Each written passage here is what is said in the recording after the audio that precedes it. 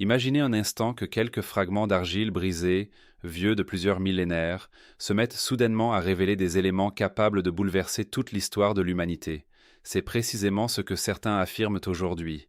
On dit que l'intelligence artificielle aurait réussi à relier et à déchiffrer des portions de tablettes sumériennes anciennes que personne n'avait été en mesure de comprendre pleinement depuis plus de 100 ans.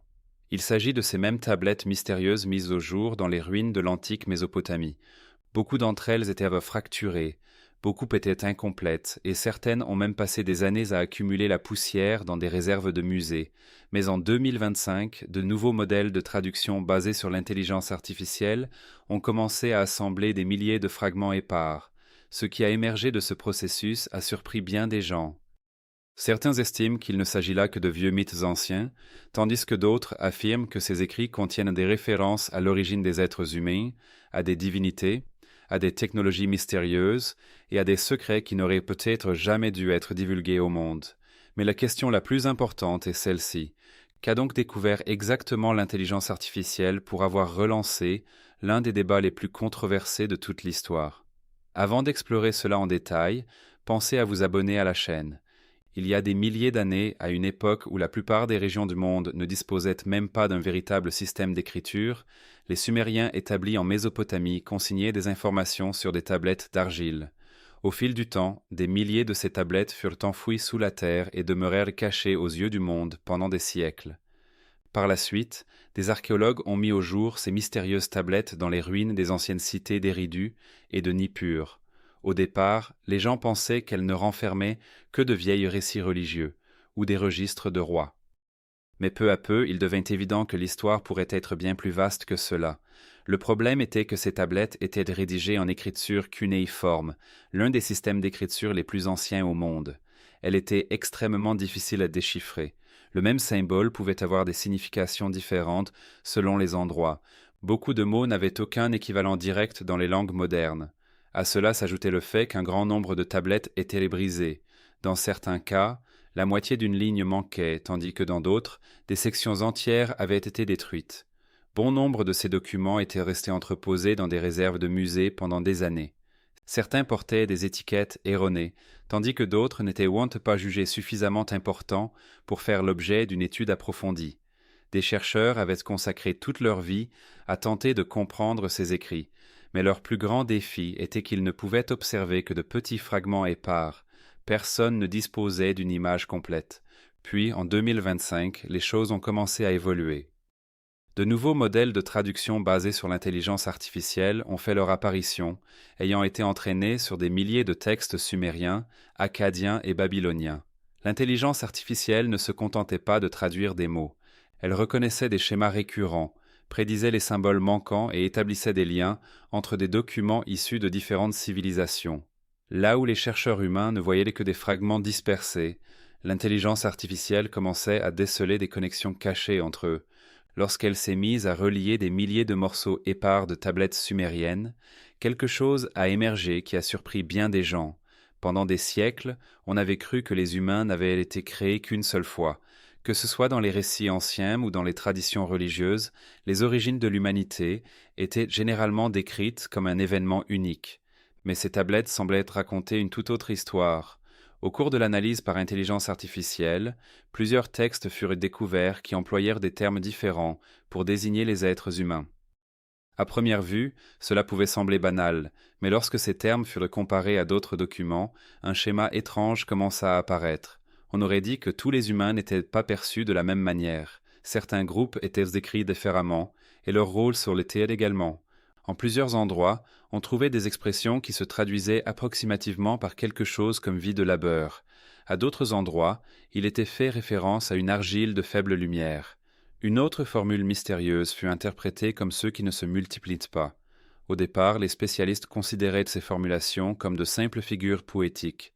Mais lorsque l'intelligence artificielle a remarqué qu'elle revenait régulièrement sur différentes tablettes, la situation a commencé à prendre une toute autre dimension. Certains chercheurs pensent que ces descriptions pourraient faire référence à des groupes humains primitifs, façonnés dans un but bien précis. Si cette interprétation s'avère juste, cela laisserait entendre que certains des tout premiers humains auraient été conçus uniquement pour accomplir des tâches. Ils n'étaient pas destinés à former des populations durables, mais fonctionnaient davantage comme une main-d'œuvre temporaire. Plus troublant encore, certains textes évoquent des groupes qui ont ensuite disparu. On dirait presque que certaines versions n'ont pas abouti. Elles ont été remplacées, écartées, ou de nouvelles versions ont été élaborées à leur place.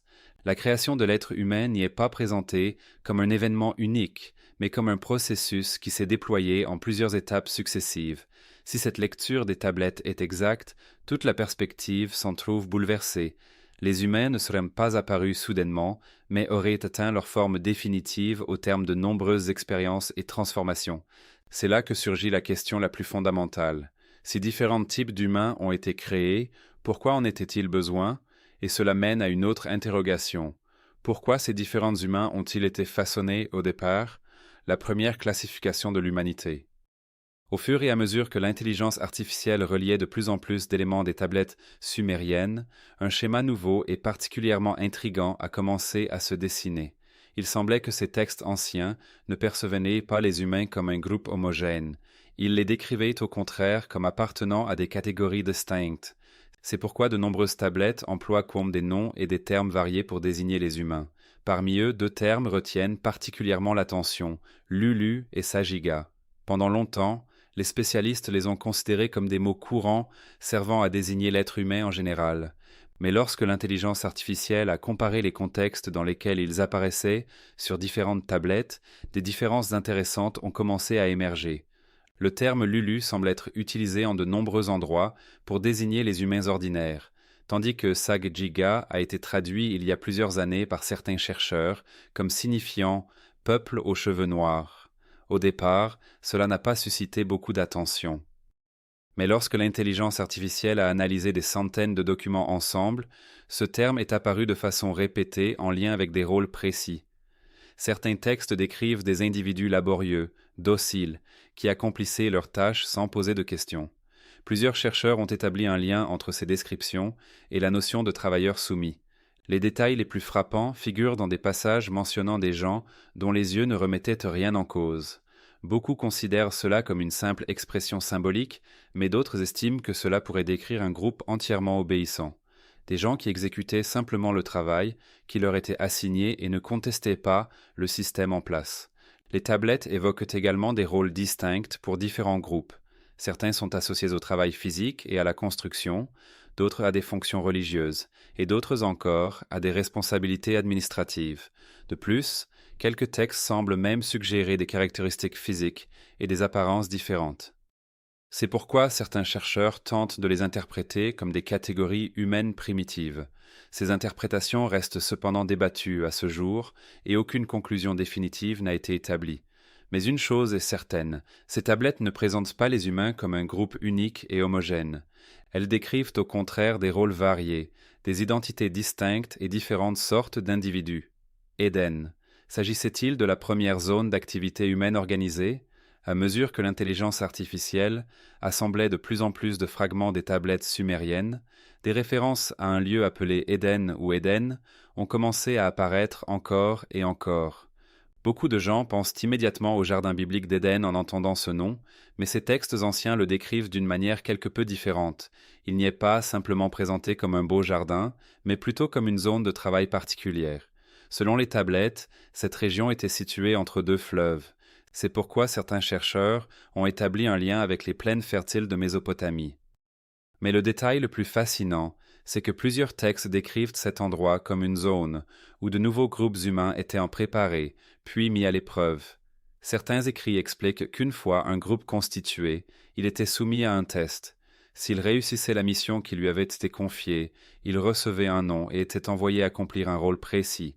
Mais toutes les expériences n'aboutissaient pas au succès. Plusieurs textes font mention de groupes qui n'ont pas répondu aux attentes. C'est là que certains détails troublants commencent à apparaître. Quelques écrits évoquent des individus qui auraient été conduits vers les cours d'eau ou emportés par eux. D'autres textes mentionnent des groupes dirigés vers les montagnes qui disparaissent ensuite complètement des récits. Aujourd'hui, personne ne sait vraiment ce que ces descriptions signifient. Il pourrait simplement s'agir d'un langage symbolique. Mais lorsque l'intelligence artificielle a relié différentes tablettes entre elles, ces événements revenaient encore et encore. Pour cette raison, Certains chercheurs ont commencé à évoquer la théorie du prototype humain. Selon cette idée, ces textes pourraient faire référence à différentes versions humaines ou à des expériences précoces. Certaines auraient réussi, d'autres auraient échoué, et d'autres encore auraient peut-être été effacées de l'histoire. Bien qu'il n'existe aucune preuve solide en faveur de cette interprétation, la lecture de ces récits donne l'impression qu'Éden était bien plus qu'un simple lieu de vie. Il semble avoir été le centre d'un projet plus vaste, où de nouveaux groupes étaient créés, testés, puis envoyés dans différentes directions. C'est dans ce contexte qu'Enki aurait modifié les êtres humains. L'histoire des expériences supposées menées à Éden ne s'arrête pas là. Selon certaines interprétations des tablettes sumériennes, les premiers groupes humains se heurtaient à un problème fondamental. Ils étaient capables de travailler, mais ils ne pouvaient pas accroître leur propre population. Chaque nouveau groupe devait être créé à nouveau. Si les effectifs d'un groupe devenaient trop réduits, il fallait le reconstituer entièrement. Tout ce système commençait à devenir lent et difficile à gérer. Certains textes contiennent des indices laissant penser que ces premiers humains auraient dû se voir imposer des restrictions sur la reproduction. Autrement dit, ils n'étaient pas en mesure de donner naissance à des individus semblables à eux. Certains chercheurs y voient une forme de mécanisme de contrôle. Selon eux, si tout devait rester sous surveillance, alors le pouvoir d'accroître la population devait également demeurer entre les mains de ceux qui dirigeaient. Mais avec le temps, ce système semble avoir perdu de son efficacité. Les tablettes n'expliquent pas clairement pourquoi, mais plusieurs passages suggèrent que les modèles plus anciens n'étaient plus suffisants. Un besoin croissant se faisait sentir pour des êtres plus capables, plus intelligents et plus résistants. C'est à ce moment-là que le nom d'Enki commence à apparaître dans le récit. Dans la tradition sumérienne, Enki est connu comme le dieu de la sagesse et du savoir. D'après certaines interprétations des textes, Enki aurait décidé d'apporter des modifications aux humains. Les lecteurs modernes comparent souvent cette idée à la modification génétique, même si ce terme n'est pas employé dans les tablettes anciennes. Pourtant, les textes décrivent de bel et bien des transformations qui semblent avoir renforcé les capacités humaines. Ces nouveaux humains sont décrits comme étant bien plus intelligents que ceux qui les avaient précédés. Ils n'étaient plus de simples travailleurs exécutant des ordres. Ils pouvaient apprendre, s'adapter à des situations variées et assurer eux-mêmes leur propre existence. Et surtout, ils possédaient désormais la capacité de se reproduire. Cela signifiait qu'il n'était plus nécessaire de les créer encore et encore. Ils pouvaient accroître leur population par leurs propres moyens. Si cette lecture des archives est juste, alors elle représente le tournant le plus décisif de toute l'histoire humaine. Pour la première fois, les humains devenaient bien plus qu'une simple main-d'œuvre. Ils évoluaient vers une espèce en plein développement. C'est ce moment précis qui a changé la trajectoire de toute cette histoire. Et de ce bouleversement est née une figure connue sous le nom d'Adapa, Adapa, le premier humain amélioré. Après les transformations opérées par Enki, les récits sumériens commencent à évoquer un être humain qui se distinguait de tous les autres. Il s'appelait Adapa. Dans de nombreux textes anciens, Adapa n'est pas présenté comme un homme ordinaire, mais comme une création à part entière. Certains écrits le décrivent comme le plus accompli parmi les humains, tandis que d'autres le dépeignent comme une personne dotée d'une sagesse hors du commun. On dit qu'Adapa n'avait pas été créé simplement pour travailler ou obéir à des ordres. Il possédait la capacité de réfléchir, de comprendre et de prendre des décisions. Il pouvait s'exprimer, raisonner et même guider les autres. C'est pourquoi beaucoup le considèrent comme le premier humain amélioré. Selon les traditions sumériennes, Enki lui avait accordé un niveau de sagesse que les humains ordinaires ne possédaient pas. Mais il y a ici un détail particulièrement intéressant. Adapa avait reçu la connaissance, mais pas une liberté totale. Autrement dit, il pouvait comprendre bien des choses, et pourtant certaines limites pesaient encore sur lui. C'est pourquoi son histoire reflète clairement une tension profonde entre la connaissance et la liberté. Puis vint un jour qui allait bouleverser son destin à jamais. D'après les récits, Adapa fut convoqué devant Anu, le dieu des cieux. C'était un événement exceptionnel, car être appelé à la cour des dieux était considéré comme un immense honneur pour tout être humain. À son arrivée, des aliments et des boissons liés à l'immortalité furent placés devant lui. On raconte que s'il les avait acceptés, il aurait pu accéder à la vie éternelle. Mais avant ce voyage, Enki l'avait mis en garde. Quoi qu'il arrive, il ne devait ni manger ni boire quoi que ce soit là-bas. Adapa suivit les instructions de son Créateur. Même lorsque l'immortalité se trouvait à portée de main, il la refusa. Il fit exactement ce qu'on lui avait demandé. et cette seule décision transforma à la fois son destin et celui de l'humanité tout entière. L'occasion d'accéder à l'immortalité s'envola, et la mort s'installa définitivement dans la vie des hommes. Après le récit d'Adapa, un autre tournant majeur apparaît dans les tablettes sumériennes. Ce changement ne concernait pas uniquement les êtres humains, mais également les dieux décrits dans ces récits comme les créateurs de l'humanité. De nombreux textes mis en relation par l'intelligence artificielle laissent penser que tous les dieux ne partageaient pas la même vision quant à l'avenir des hommes. Deux noms reviennent sans cesse, Enki et Enlil. D'après ces histoires, Enki percevait un potentiel chez les humains. Il était convaincu que si on leur transmettait le savoir, ils pourraient apprendre, évoluer et transformer leur monde. Il ne souhaitait pas qu'ils demeurent de simples travailleurs ou serviteurs. C'est peut-être pour cette raison qu'il est parfois présenté comme un défenseur de l'humanité. Enlil, quant à lui, semble avoir eu une conception radicalement différente. Pour lui, ce qui primait avant tout, c'était l'ordre. Il pensait que les humains ne devaient recevoir que la quantité de connaissances strictement nécessaire à leur tâche. Si jamais ils obtenaient trop de liberté ou trop de savoir, ils risquaient de devenir difficiles à maîtriser. C'est pourquoi il favorisait toujours le maintien de limites strictes. C'est là que commence le conflit entre liberté et obéissance. D'un côté, Enki désirait voir les humains progresser, tandis que de l'autre, Enlil cherchait à les maintenir dans des frontières bien définies. Avec le temps, ce désaccord se transforma en un véritable débat sur l'avenir de l'humanité tout entière. Plusieurs tablettes suggèrent que certains groupes reçurent un enseignement en matière d'agriculture. Ils apprirent à semer et à cultiver la terre. Certains furent initiés à l'art de l'écriture afin de pouvoir conserver le savoir et les archives. D'autres groupes apprirent à travailler les métaux, à fabriquer des outils et à développer la métallurgie. Mais ce savoir ne fut pas transmis de façon égale à tous. Certains reçurent davantage d'informations, tandis que d'autres furent limités aux seules tâches qu'on attendait d'eux. C'est pourquoi de nombreux chercheurs relient ces récits à la notion de développement contrôlé. On dirait presque que la progression humaine n'était autorisée que jusqu'à un certain seuil, sans jamais pouvoir aller au-delà. Si ces interprétations sont exactes, alors les origines de l'humanité ne représentaient pas simplement une histoire de progrès. C'était aussi le récit d'une lutte entre le savoir, le pouvoir et le contrôle. Et tandis que ce conflit continuait de s'intensifier, une décision émergea qui allait tout bouleverser. Le grand cataclysme. Y eut-il une tentative d'effacement de l'humanité? À mesure que la population humaine ne cessait de croître et que les hommes accumulaient davantage de connaissances, les tensions entre les dieux commencèrent elles aussi à s'amplifier. D'après les récits sumériens, Enlil en particulier voyait ces évolutions d'un très mauvais œil. De nombreux textes anciens le décrivent comme le gardien de l'ordre et du contrôle.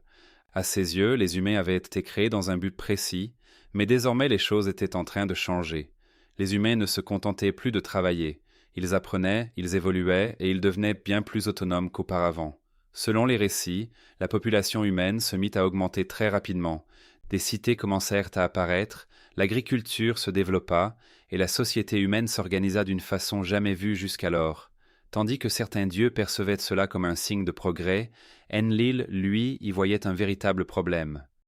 On dit qu'il estimait que les humains franchissaient les limites qui leur avaient été fixées dès l'origine. C'est là que débute l'histoire du grand déluge. De nombreuses tablettes sumériennes décrivent une immense inondation qui devait anéantir le monde entier.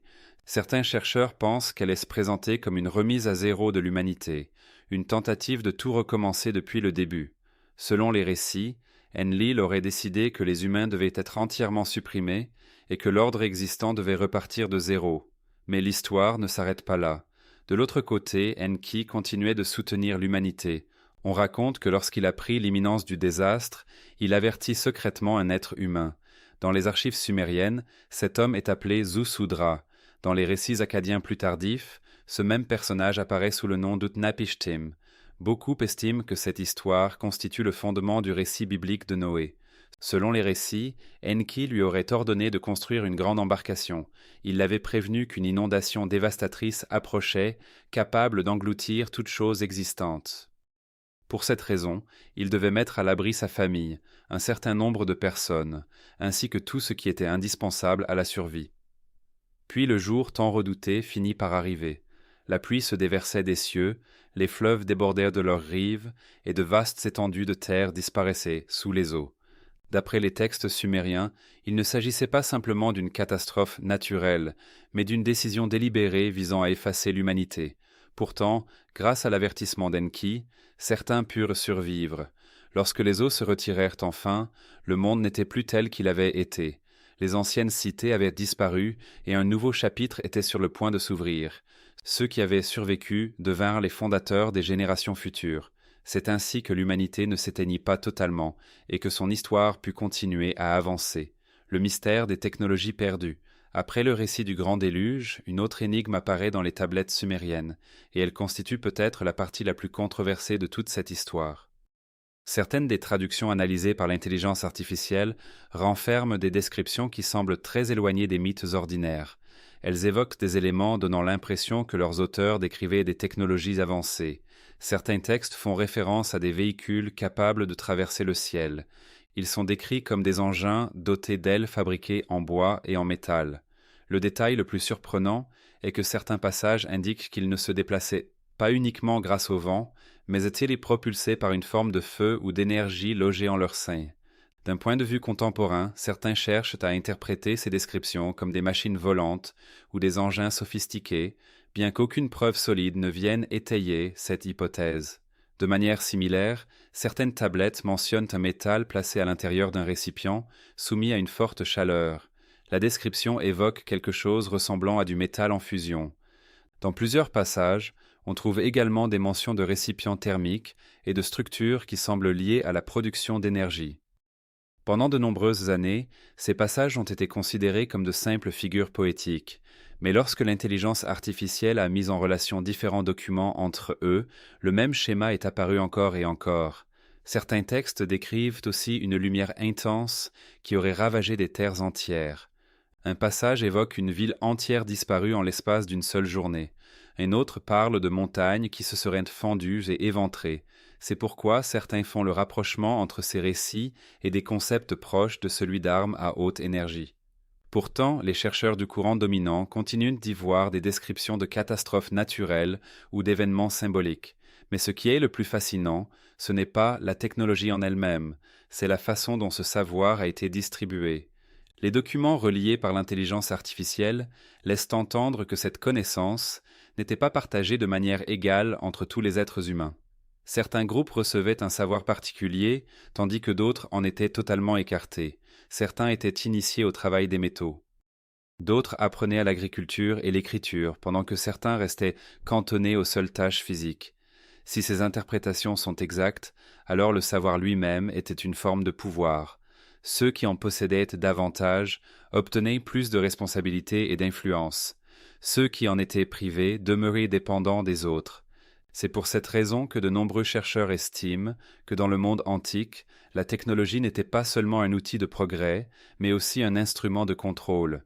Les groupes humains ont-ils été délibérément façonnés pour être distincts les uns des autres.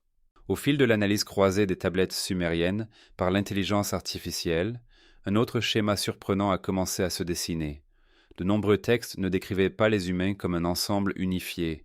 Il semblait plutôt que différents groupes humains avaient été préparés pour des rôles et des responsabilités bien précis.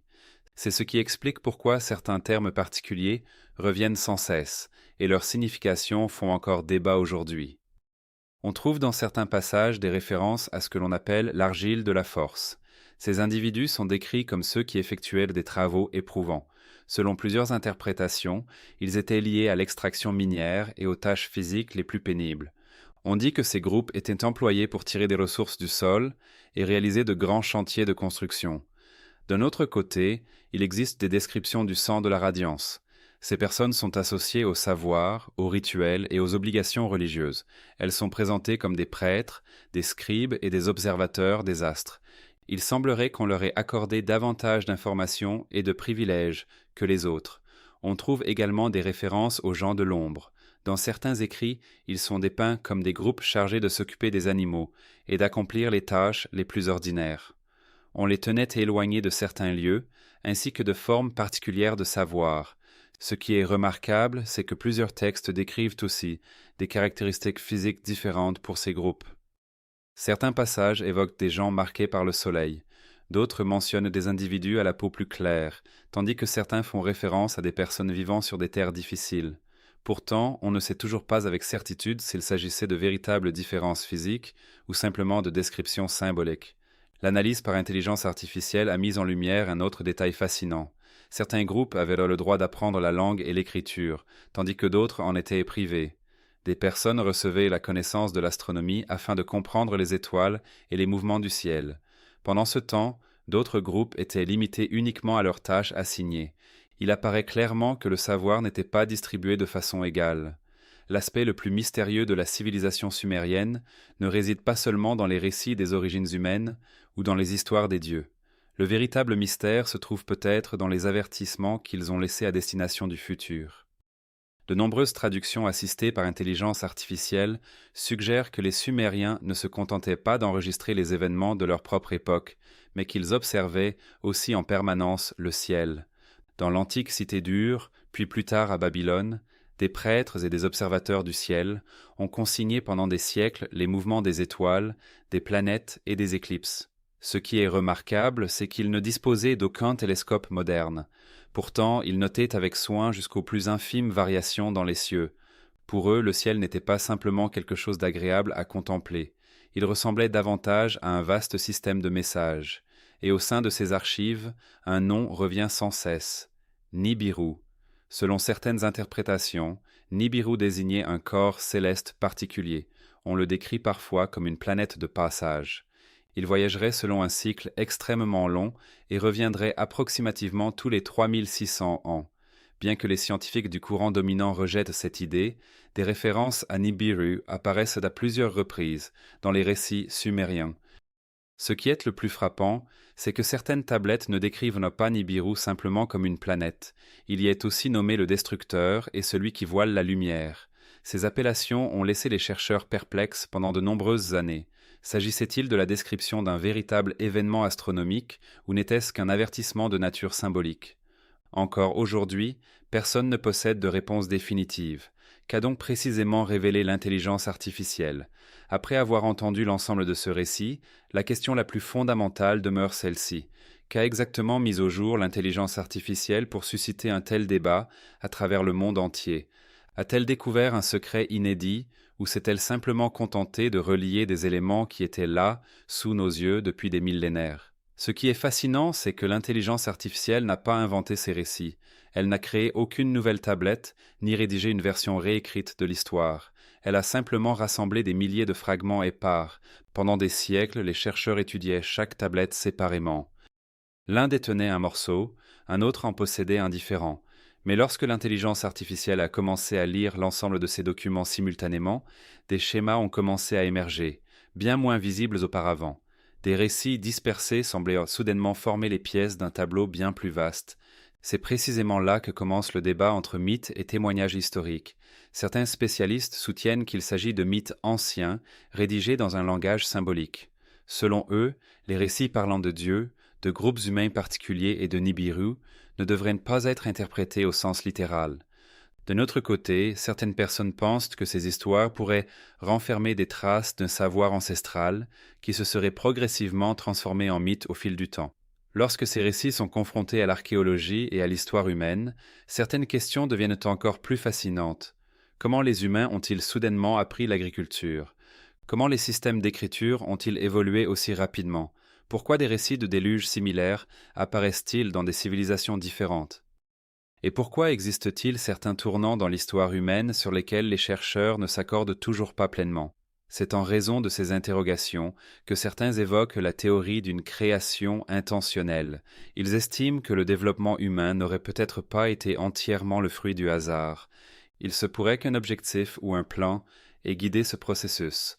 D'autres considèrent cette idée comme de la pure imagination et une pensée mythologique.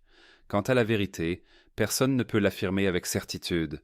De la même manière, la théorie d'un système de contrôle continue de susciter l'intérêt. Les tablettes mentionnent à plusieurs reprises la répartition du savoir, des rôles distincts et des groupes humains différenciés. Certains auraient reçu une connaissance plus étendue, tandis que d'autres auraient été maintenus dans des limites plus restreintes. Si ces récits dépassent le cadre du simple mythe, ils semblent décrire un système dans lequel chacun ne se voyait pas attribuer le même rôle. À présent, la décision vous appartient. S'agit-il simplement de mythes anciens? Ou bien une vérité plus profonde se dissimule-t-elle derrière eux, une vérité que nous ne saisissons pas encore pleinement? Si ces tablettes vieilles, de plusieurs milliers d'années, racontent véritablement l'histoire d'humains créés à des fins différentes, faisons-nous encore partie de ce plan ancestral aujourd'hui, ou l'avons-nous déjà dépassé? Alors, qu'en pensez-vous? Ces anciennes tablettes renferment-elles réellement un secret caché, ou ne sont-elles que de simples mythes? N'hésitez pas à partager votre avis dans les commentaires. Si cette vidéo vous a plu, pensez à liker et à la partager.